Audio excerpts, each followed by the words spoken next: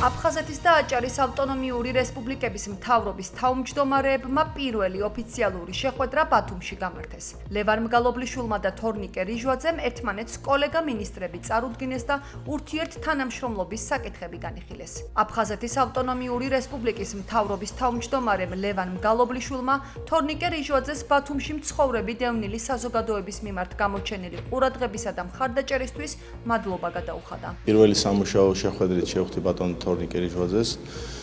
მას გადაუხადე მადლობა მოწვევისთვის და მადლობა გვერდში დგომისთვის, რასაც იგი და მისი მინისტრთა კაბინეტი აკეთებდნენ წლების მანძილზე დევნილი მოსახლეობისათვის და იმ დაფინანსებული პროექტებისთვის, რაც მათ დააფინანსეს ამ ხნის მანძილზე. დავსახეთ მიზნები, რომელიც ითვალისწინებს ჩვენი დევნილი მოსახლეობისთვის საჭიროებების კვლევას და დავსახეთ შემდგომი ურთიერთობები ამ მიმართულებით.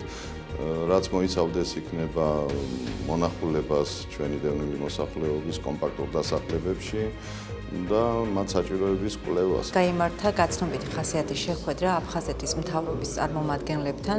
მოგეხსენება, ჩვენ გვაქვს უწყვეტი კომუნიკაცია ყველა მიმართულებით, განსაკუთრებით კი ჯანდაცვის სამინისტროს მიმართულებით. დევნილები ზოგადად ჩვენი პრიორიტეტია ჯანდაცვის თუ სოციალური მიმართულებით, როგორც ბენეფიციარები.